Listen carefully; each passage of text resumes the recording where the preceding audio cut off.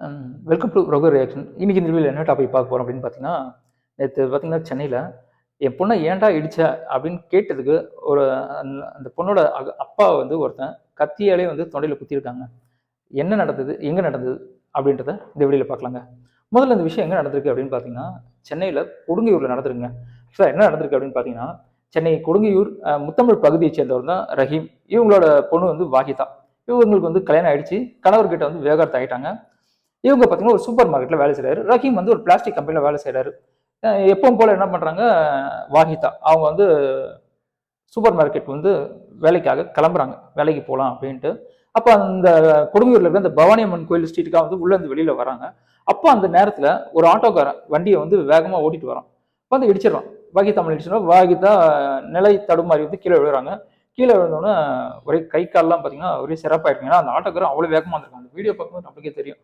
வேகமாக வந்து இடிச்சிட்டான். அதுக்கப்புறம் அந்த அம்மா என்ன பண்ணியிருக்காங்க, எழுந்து சுதர்ஷ் எழுந்து அவங்க அப்பாவுக்கு ஃபோன் பண்ணியிருக்காங்க. ஏன்னா பிரச்சனைனா என்ன பண்ணுவாங்க, அப்பாவுக்கு தானே அடிப்பாங்க. அப்பாவுக்கு ஃபோன் பண்ணால் அப்பா வந்திருக்காரு.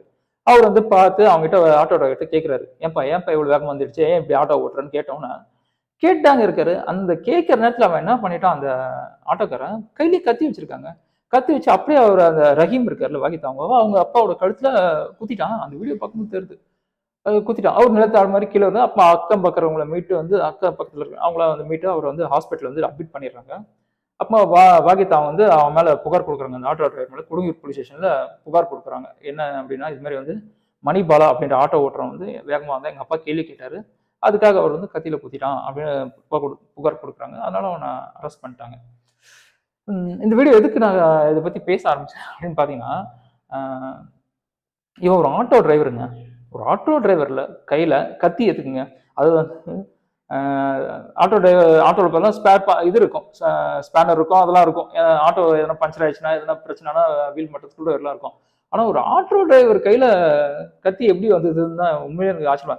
கத்தி ரெடியாக வச்சிருக்காங்க. ஏதோ இந்த அவங்களுக்குள்ள ஏதோ முன்னுறது பிரச்சனை எதனா கிடையவே கிடையாது.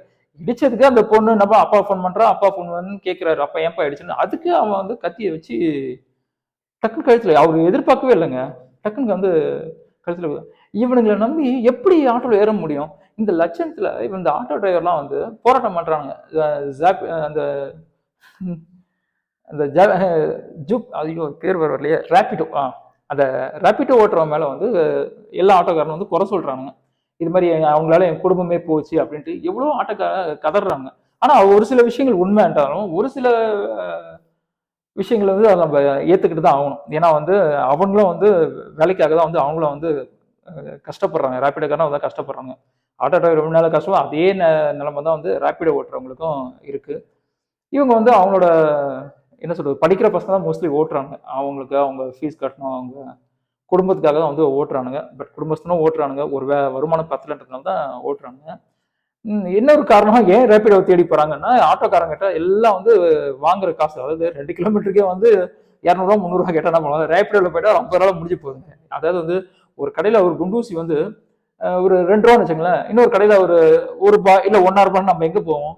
எங்கே 50 காசு கம்மியாக இருக்கோ அதுதான் போவோம். 50 காசுக்கே அப்படி போகும்போது 50 100 வித்தியாசம் வரும்போது நம்ம எங்கெங்க போவோம்? அவங்களை நம்பி தான் போவோம். அதே மாதிரி அவங்க கூட போகும்போது எல்லாமே வந்து கனெக்ஷன்லேயே இருக்கும். அதை வந்து எங்கே போகிறோம், எங்கே ட்ராவல் பண்ணுறது அந்த கனெக்ஷனில் இருக்கும். அந்த ஒரு தைரியத்தில் வந்து போகிறாங்க. அவர் யார் என்னன்னு கண்டுபிடிச்சலாம். அவன் ஆட்டோ டிரைவர் நம்ம வந்து அவங்ககிட்ட நம்ம அந்த அளவுக்குலாம் வந்து கனெக்ட் ஆக முடியாது. அதுக்காக சொல்ல வரேன். இல்லை, எவ்வளோ ஆட்டோ டிரைவர் வந்து நம்மளோட வாழ்க்கை வந்து வீணாகுது அப்படின்ட்டு கஷ்டப்பட்டு கேட்டுட்டு இருக்கானுங்க. ஒரு சில விஷயம் நியாயமாக இருந்தாலும் ஒரு சில விஷயம் தப்பாக தான் இருக்குது. என்ன ஒன்று, அவங்க பண்ணுற ஒரே தான் இந்த ரேப்பிடோக்காரங்களே அடிக்கிறது. அது அவங்க பண்ணுற முதல் தப்பு. மக்களுக்கு எதுவோ அதுதான் மக்கள் வந்து செலக்ட் பண்ணுறாங்க. எனக்கு என்ன புரியலன்னா, ஒரு ஆட்டோ டிரைவர் கையில் கத்தி எப்படிங்க இருக்குது? அதாவது என்ன பண்ணுறாங்கன்னா, இந்த ஜெயிலேருந்து திருட்டு போகிறவனுங்க, கொலை பண்ணுறவங்க, கற்பழிச்சிட்டு போகிறவனுங்க எல்லாம் என்ன பண்ணுறானுங்க, இந்த ஆட்டோவை தாங்க மோஸ்ட்லி வந்து எனக்கு தெரிஞ்சு சொல்கிறேன்னா, இந்த ஆட்டோ ஓட்டுறவங்களாம் யாருன்னு பார்த்தீங்கன்னா ரவுடிங்க, பொறுக்கிங்க, இவனுங்க தான் வந்து ஆட்டோ ஓட்டுறது. அதனால ஆட்டோ ஏறுறதுக்கே உண்மையிலே பயமா இருக்கு. பாருங்க, ஒருத்தர் ஏன்டா என் பொண்ணை இடிச்சேன்னு கேட்டதுக்கு வந்து அவரை வந்து கத்தியில் கொட்டிட்டான்.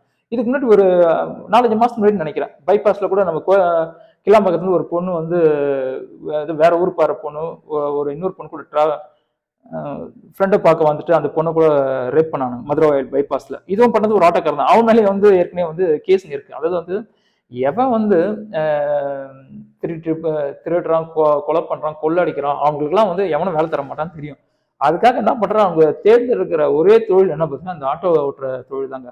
அது நான் ராபிடோவே நான் சொல்றேன். ராபிடோலேயே வந்துட்டு அவங்கள இன்கேஸ் அவங்கள வந்து ஒருத்தன் வேலைக்கு வரனா அவன் யாரு என்ன, அவனோட பேக்ரவுண்ட் என்ன, என்னென்ன விஷயங்கள் பண்ணியிருக்கான், அவன் மேலே எதனா கேஸ் இருக்கா இல்லையா அப்படின்னு நிறைய விஷயங்களை பார்த்துட்டு தாங்க அவனை வந்து வேலைக்கே வந்து சேர்க்கணும். எனக்கு எனக்கு தெரிஞ்சு சொல்றேன். அப்பதான் ஏன்னா அது ஏன்னா மக்கள் வந்து இப்போ டிராவலில் போறவன் யாரை நம்புவான், மக்கள் இப்போ பஸ்ல ஒருத்தன் போறோம்னா யாரை நம்புறோம், டிரைவரை தான் நம்புறோம். நம்மள பத்திரமா கூட்டு போவான், சேஃபா கூட்டு போவான் தான் நம்புறோம். அதே மாதிரி தான் ஒரு பைக் டாக்ஸியில் உட்காரமோ இல்லை ஆட்டோல உட்காரமோ இல்லை கார்ல உட்காரும் போதும் சரி அவன் நல்லவன், நம்மள வந்து பத்திரமா வந்து கூட்டு போவான் அப்படின்ற ஒரு நம்பிக்கை தான் உட்காரும். ஆனா இவனுங்க இந்த மாதிரி இவனை பார்க்கும்போது அதான் சொல்றேன், ஆட்டோக்காரங்களை பொறுத்த வரைக்கும் மோஸ்ட்லி இந்த மாதிரி ஆளு தான் இருக்காங்க.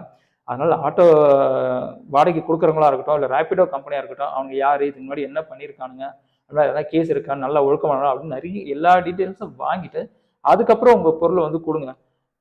கேஸ் அந்த அவருக்கு என்ன ஆச்சுன்னு தெரியல, மேபி அவருக்கு அவன் கழுத்துல எந்த அளவுக்கு வேகமாக குத்துனான்னு தெரியல, அவருக்கு என்ன ஆச்சுன்னு தெரியல. பட் இது வரைக்கும் அவன் கழுத்துல கொடுத்திருக்கான், ஹாஸ்பிட்டல் அட்மிட் பண்ணியிருக்காங்க அப்படின்னு வந்து ஒரு நியூஸ் வந்திருக்கு.